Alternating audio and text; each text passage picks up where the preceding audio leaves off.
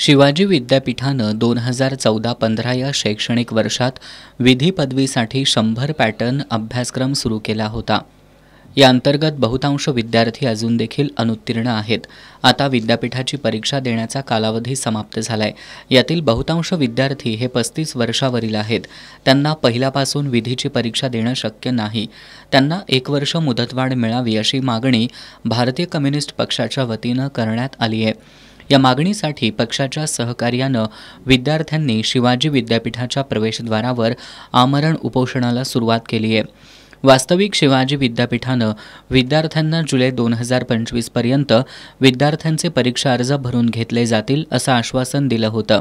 मात्र विद्यापीठानं अचानक परीक्षेच्या 17 दिवस आधीच 100 पॅटर्नमधील अनुत्तीर्ण विद्यार्थ्यांना परीक्षा फॉर्म भरता येणार नाहीत असं परिपत्रक जाहीर केलंय। शिवाजी विद्यापीठातील अधिकार मंडळाला आणि कुलगुरूंना 1 वर्ष मुदत वाढवण्याचा अधिकार आहे। त्याचबरोबर बार काउन्सिल ऑफ इंडियाच्या नियमावलीमध्ये देखील असा उल्लेख आहे।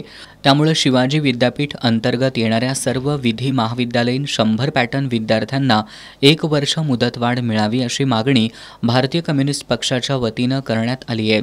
या मागणीसाठी ॲडव्होकेट अभिजित खोत यांच्यासह आशुतोष पाटील, शिवानी सुपेकर, प्राजक्ता भूतकर, सूरज वालावलकर आणि सुनंदा कोरे असे 5 जण आमरण उपोषणाला बसले आहेत।